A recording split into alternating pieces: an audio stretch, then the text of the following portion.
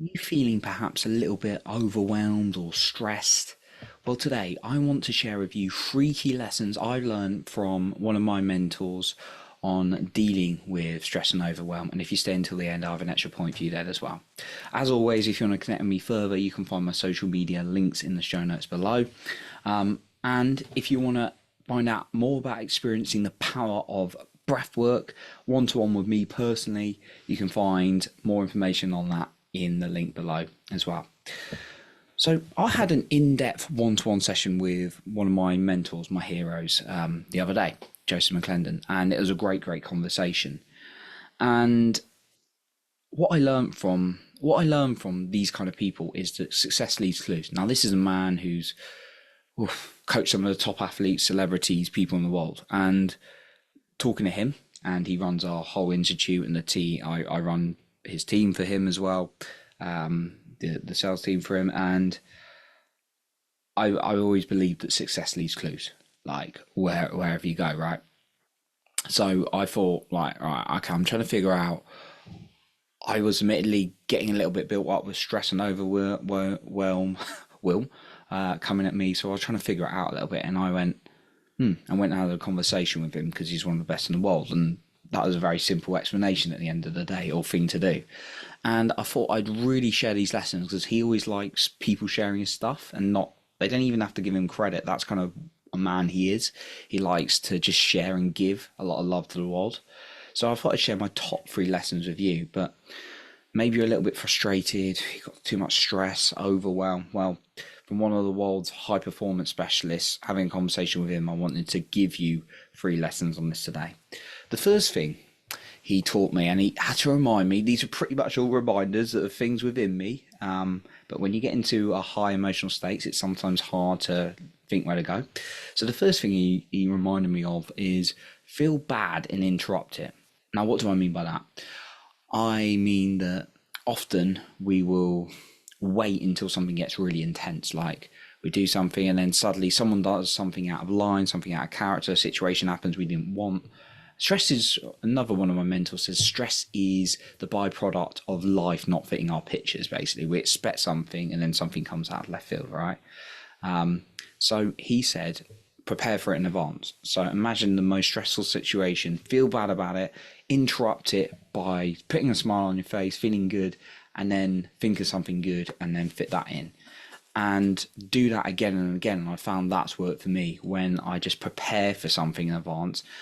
When it actually shows up, I automatically, like, I'm a human being, so I'm going to feel it temporarily, but I default back into a more empowered state. So that's the first thing.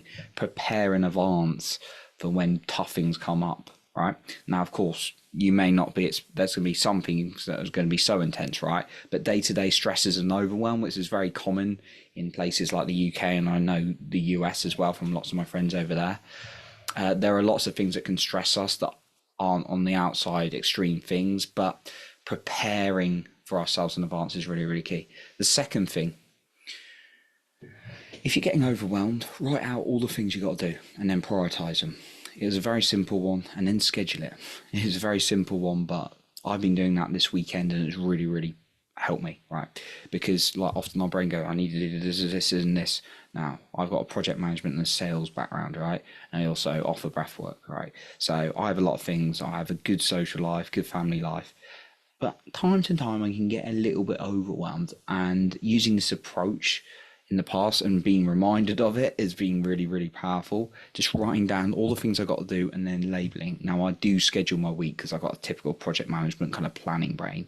But sometimes loads of things can come up. So I just have to sit down for like 5-10 minutes and then just write all these things, right? And then prioritize them and schedule them. Because when you get out of your head, it takes off that emotional charge, and that's what it taught me. And then the third thing, when we're often stressed or overwhelmed or not feeling so good, it's often from these negative beliefs. And therefore, if we want to create a more empowering belief that we're going to handle it and all these kind of things, it's not living inside of us yet.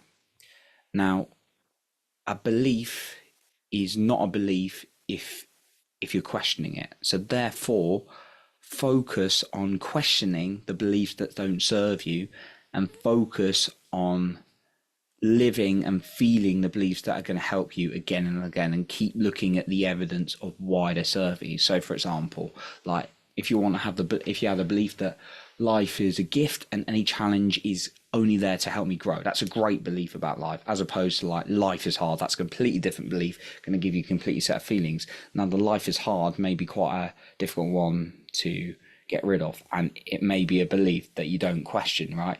So start questioning it to remove it.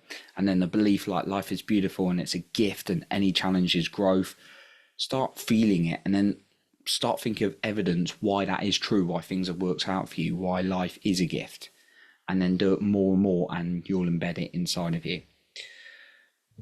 Final point I want to share with you, an extra bonus one as well. But just to mention again, if you want to connect with me on social media, you can find my links in the show notes below. And if you want to book in a breathwork session or find out more about the benefits of breathwork, you can find my links in the show notes below. And the final point is a very simple one, and it's something I forgot.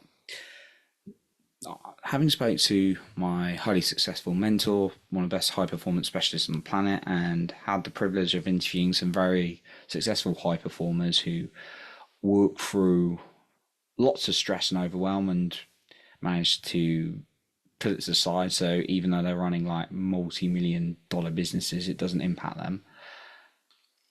What they do is the basics consistently. It's nothing special, but it's not easy to do. Just consistently doing the basics of what they've needed to do. And that's what I've noticed has really, really helped people. So think about the small basics that you need to do, like emotionally every single day. What do you need, what do you want to do? What feels good for you? Is it meditation every day? If you miss a day, make sure you don't miss the next day, right? Is it like running or exercising? What is it for you, right? Doing the basics consistently. So that's what I got for you today. I appreciate you for being here, and remember to lead with your heart and not with fear.